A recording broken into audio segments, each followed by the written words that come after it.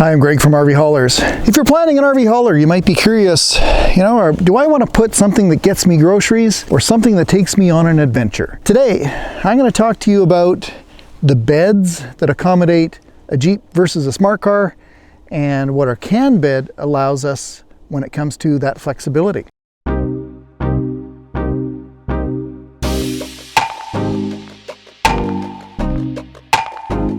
The smart cars you've seen us been using for the last 15 years, sadly, they're starting to disappear. They're not making them anymore, haven't for a few years. And a lot of my customers are drawn to the concept or the idea of having something that doesn't just get groceries, but something that can take us on an adventure, take us up into the mountains, take us into the desert, go places that the Smarty can't. Well, it certainly has 4 seats. So what I want to show you today is the reality of the difference in length of the bed. We're going to talk about weights, and I'm also going to talk to you a little bit about our can bed system. Our engineered fiber-based product is lighter and more flexible and modular. Hey, sorry if I'm duplicating something you already know.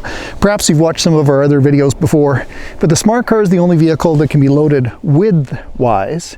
And we were attracted to them, of course, because it kept our rigs short. But a Jeep is longer. And what it means is we have to extend our bed a little bit longer, and we're certainly bringing the hitch further out, making our overall rig longer as well. And what I want to give you today, I'm going to probably launch the drone here in a bit, and I'm going to show you a few different angles, how we have to add about 6 feet roughly to get a bed long enough to accommodate a 2-door Jeep in this case.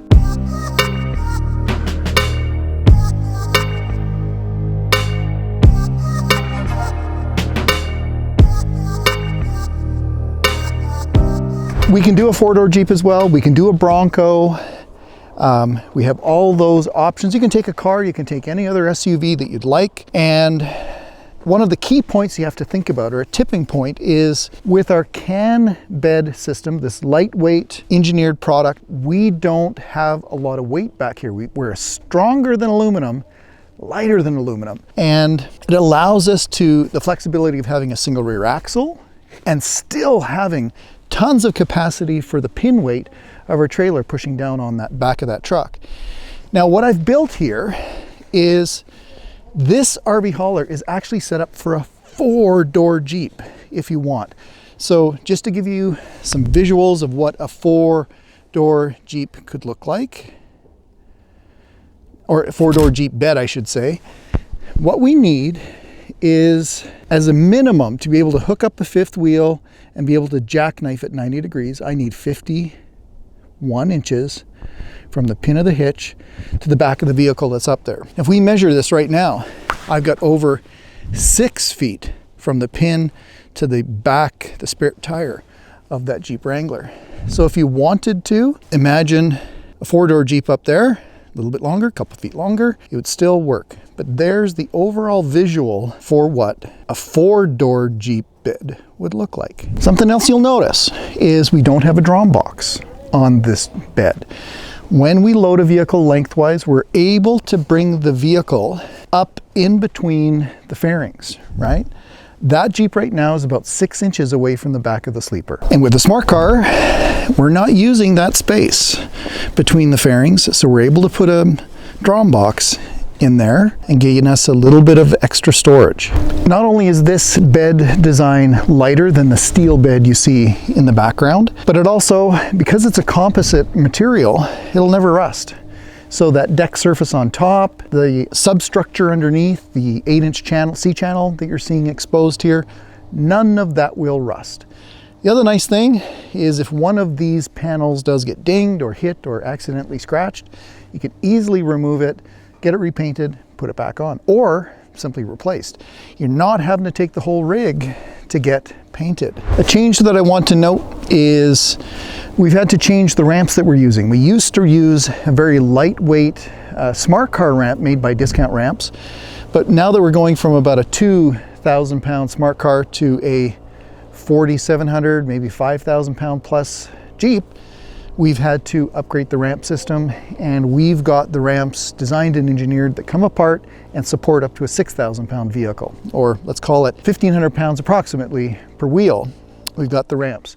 And those ramps get stored in what we call an umbilical. So if you open up those storage doors, there's an umbilical that passes all the way through and the ramps go into that location. Traditionally, you used to see the ramps in a opening inside the bed surface. We don't have that anymore, but we have a new spot for them. I'm just going to take a moment to say thank you to you folks. If you've subscribed to the channel in the past, you've been supporting me over the last 15 years, thank you. Thank you for supporting my channel. I appreciate if you can give me a thumbs up, and I also encourage you to post some comments down below.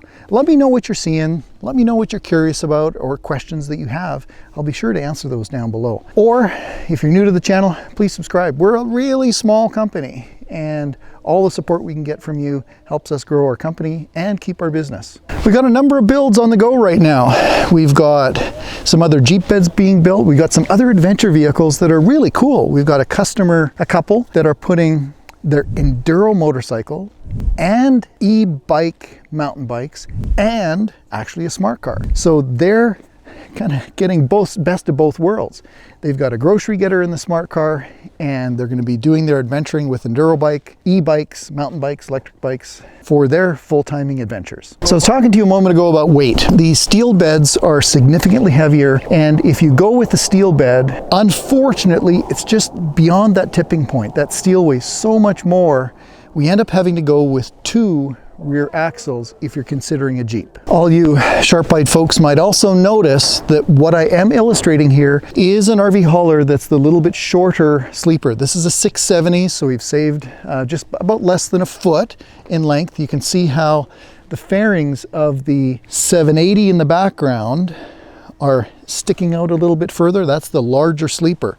I have tried to be really fair. I've got these Volvos lined up nose to nose, so we are at the same starting point. You'll see that my mirrors are lined up as well, but I am going with a sleeper that's a little shorter. That's saving us, again, just about a little less than a foot in length, keeping our rig shorter overall as well. This RV hauler that you're looking at is just over 30 feet long from nose to tail. You're also seeing something that's the first, I think, maybe even in the world when it comes to a bed design.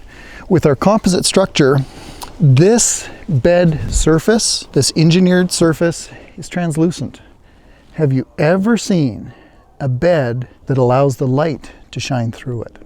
Check this out.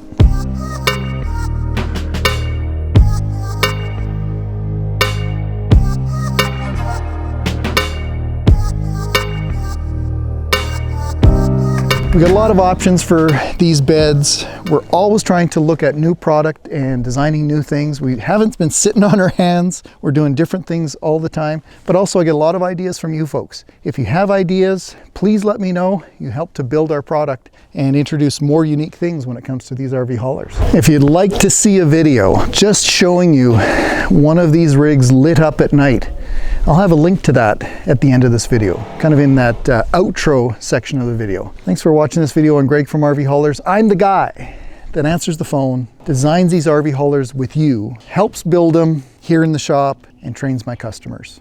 Thanks for watching my video, and please everyone, drive safe.